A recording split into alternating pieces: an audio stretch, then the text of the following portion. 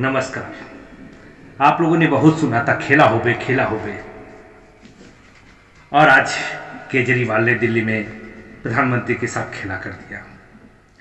अच्छा हुआ कि प्रधानमंत्री को इस बात का पता चल गया कि ये फीड लाइव जा रही है। हालात गंभीर होते जा रहे हैं। इसके देश के 10 मुख्यमंत्रियों के साथ उनकी बैठक थी, जिसमें उसका जायजा लेना था, उनकी बात सुननी थी और इसका कोई समाधान निकालना था।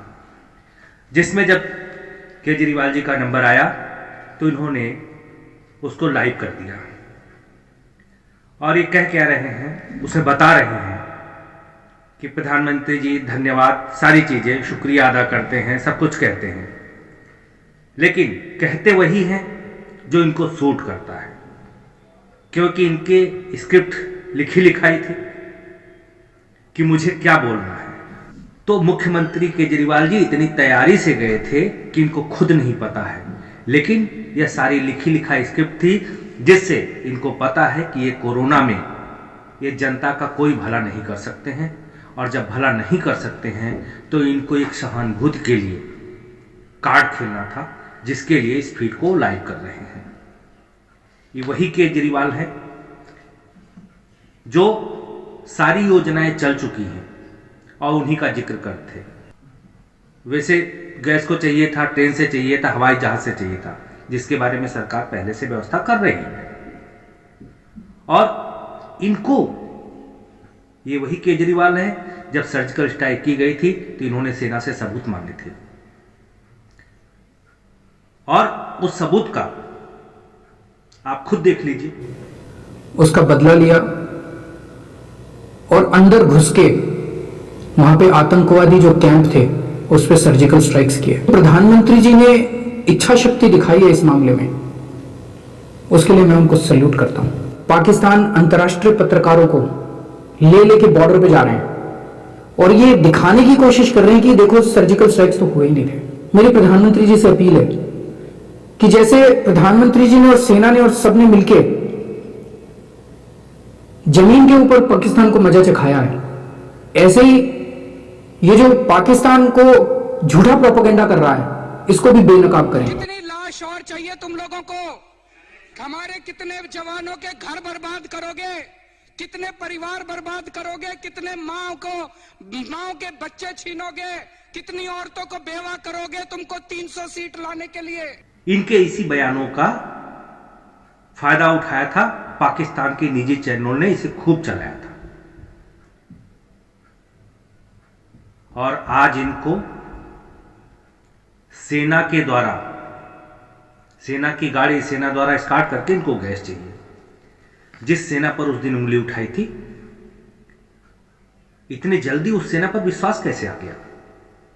और उस समय सेना से जो सबूत मांगा था, कितनी चालाकी से मांगा था, आपने खुद सुना होगा। अब मैं बात करता हूं कि जो प्रधानमंत्री और मुख्यमंत्री के बीच बात होती है, इसमें कोई ऐसी चीज होती, प्रधानमंत्री जी बोल जाते हैं, ते अपने फेवर में ले आते इस चीज को। और इनको क्या बोलना था, पहले से स्क्रिप्टेड था सारी चीज कि मुझे क्या बोलना है, क्योंकि अगर नहीं हालात सुधरते हैं तो सिंपैथी तो मिल जाएगी। जब प्रधानमंत्री जी द्वारा टोका गया तो उन्होंने इसके लिए माफी मांग ली, लेकिन बाद में मुख्यमंत्री ऑफिस से सफाई आती है कि हमें लाइव न करने का ऐसा कोई निर्देश नहीं दिया गया था। केजरीवाल जी, मैं आपको बता दूं कि क्या आप बाथरूम जाते हैं? आप बाथरूम जाते हैं तो दरवाजा बंद करते हैं या नहीं? क्या किसी ने बाथरूम का दरवाजा बंद करने के लिए निर्देश दिया है? तो आप कहेंगे मैंने सीखा है। महोदय, मैं आपको बता देना चाहता हूं कि ये जहां से आपने बाथरूम का दरवाजा बंद करना सीखा, उसी तरह से जब मुख्यमंत्री, प्रधानमंत्री या ऐसी कोई कॉन्फ्रेंस चलती है तो वो भी गोपनीय होती है, यह भी सीख जाना चाहिए था आपको। मैंने आपकी अभी कल ही बहुत तारीफ की थी। आपका बयान था कि हमें राजनीति से ऊपर उठकर काम करना चाहिए, और मुझे बहुत अच्छा भी लगा था, लेकिन मैं ये तो नहीं कह सकता कि मैंने सोचा नहीं था कि आप इतना नीचे गिर जाएंगे, क्योंकि आप पहले भी बहुत गिर चुके हैं और आगे मुझे पूरा विश्वास है कि आप आगे भी बहुत गिरेंगे। बस शुक्र कीजिए कि कहीं मोदी जी न गिर जाए। यदि मोदी जी गिर गए तभी पावर एलजी के पास गई है, बाद में आपके पास कुछ अधिकार नहीं होगा सिवाय मुख्यमंत्री अरविंद केजरीवाल लिखने के।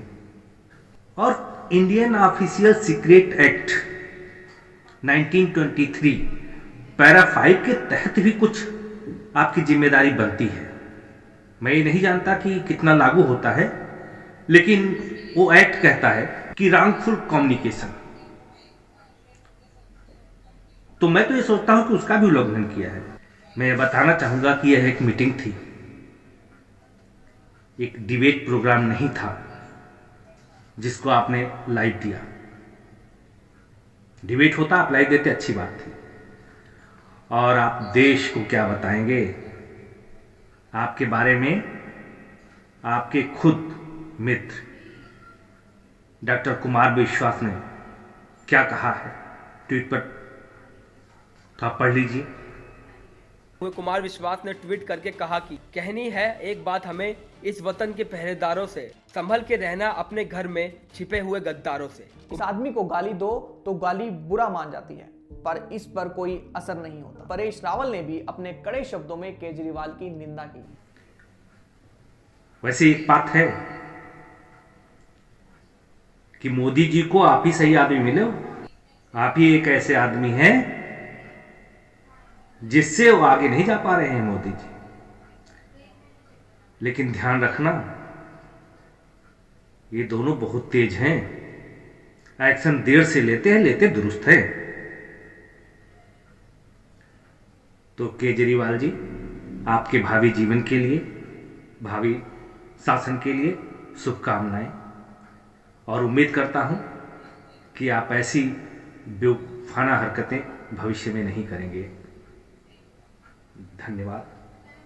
जय हिंद।